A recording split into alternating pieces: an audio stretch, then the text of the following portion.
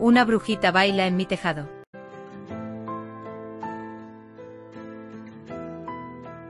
Érase una vez, en un pequeño pueblo vivía una señora llamada Clara.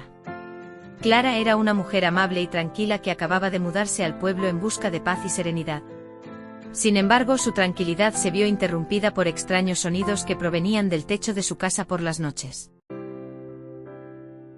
Al principio, Clara pensó que eran los traviesos niños del pueblo jugando o tal vez los animales nocturnos que se paseaban por los techos.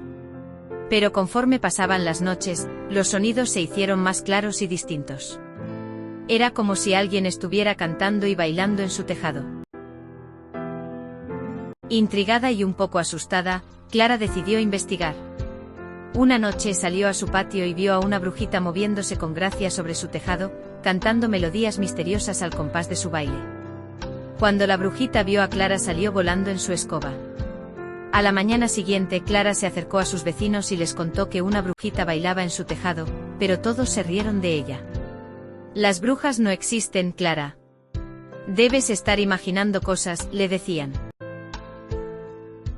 Decidida a atrapar a la brujita, Clara creó una trampa muy astuta.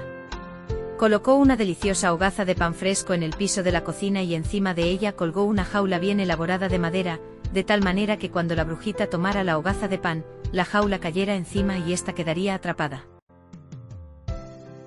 Y así fue. Aquella noche la brujita, seducida por el olor del pan, se deslizó por la chimenea y cayó en la trampa que Clara había preparado. La bruja asustada le pidió perdón y prometió no volver a molestar, pero Clara, con firmeza, le advirtió que no toleraría más perturbaciones y que si volvía a molestar la atraparía de nuevo y no la liberaría fácilmente. Finalmente Clara liberó a la bruja, que se esfumó por la chimenea.